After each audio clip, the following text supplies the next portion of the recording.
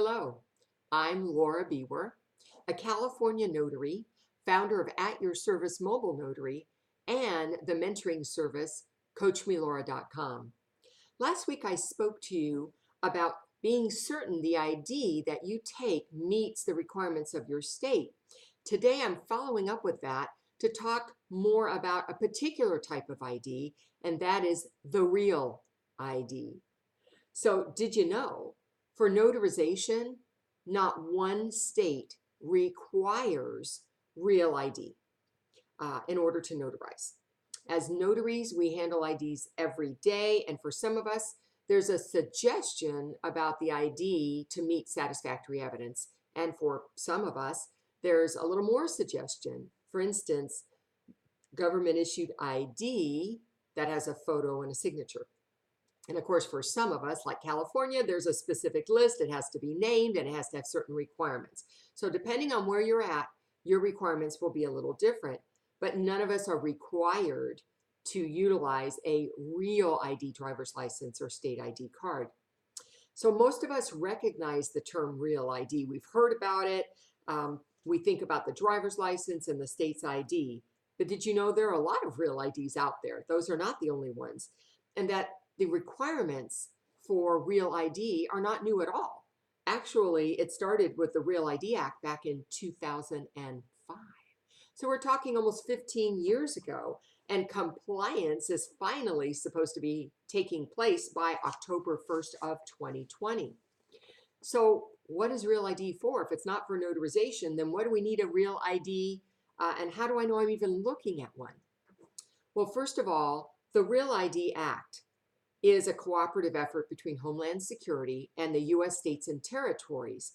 It sets federal standards for the issuance of a driver's license or state ID or other form of ID. And the goal is to make it difficult or impossible for criminals to forge ID documents that would gain them unlawful access to a federally regulated aircraft, nuclear power plants, or federal facilities.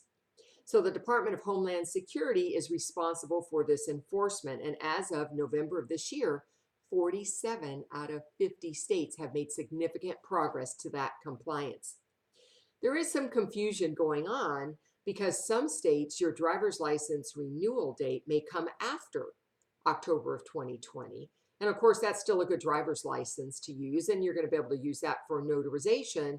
But it might limit you on getting, onto a flight. You're going to need another form of Real ID, for instance, your U.S. passport or passport card. Now, in California, here's another issue. They're not going to stop issuing regular driver's licenses or state IDs. If you can't meet the requirements to get that federal ID, you can still renew and get a regular driver's license. And of course, you will be having to use some other form of Real ID if you want to fly on a commercial flight. Now, California is issuing Real IDs, and so we're issuing both kinds at the same time. So how do you know which is which? So you look for the star in the upper corner of the card. Now, it could be a black or gold star. It could be a white cutout of a star in a black or gold circle. And of course, if you're California, it's the California bear with the white cutout of the star. In addition, Washington happens to issue what's called an enhanced driver's license, and it meets the Real ID standards. Now, there are other cards that qualify for Real ID that could be used instead of a driver's license or a state ID card, and it could be used for notarization if it meets your state's requirements. So it's really important to know what your state requires. Many of these additional cards might be missing a signature element, and if that's a problem for your state, then you would not be able to use those. So for your information, here's a list of cards that you may not realize meet the Real ID standard. Homeland Security traveler cards. So examples would be Global Entry, Nexus, Sentry, and Fast. And so any one of those are considered Real IDs.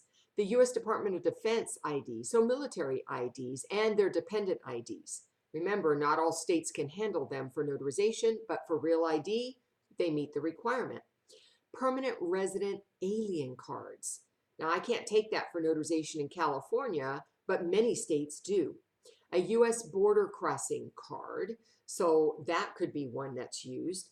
A federally recognized tribal photo ID, a foreign government issued passport, Canadian provincial driver's license, or an Indian and Northern Affairs Canada card, transportation worker IDs like Department of Transportation, the USCIS.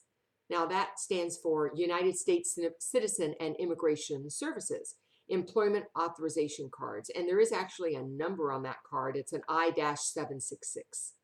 And U.S. Merchant Mariner credentials. Never had that presented to me, so I haven't even seen one. Why is it important then for notaries to understand what a real ID is and what the difference is if we don't even have the requirement to use one? Because you might get asked by your clients about the fact that it's a real ID or it's not a real ID. Also, what if it's one of those other real ID cards I mentioned and they say, well, hey, it's met the real ID test, it's federally accepted, why are you not taking it? And that answer is very simple, because the state controls the identification requirements and standards for notarization. Each state has a different set of rules. So I can go to Arizona next door to me and have a different list of IDs that I can accept than I can in California. We do have some commonalities. So for instance, acknowledgments and jurats, all 50 states perform them. But did you recognize or realize that each certificate looks different? And so the certifications I make in my acknowledgement or jurat will be different than the ones that you may make. What's in common is the acknowledgement part or giving an oath or an affirmation part. So the next time you're looking at ID, take a look in that upper corner and see if you recognize if it's the real deal. Until next time, make it a good one. And for all of you following me, thank you so much in 2019. I look forward to being back with you in 2020. Have a good and happy and safe and prosperous new year.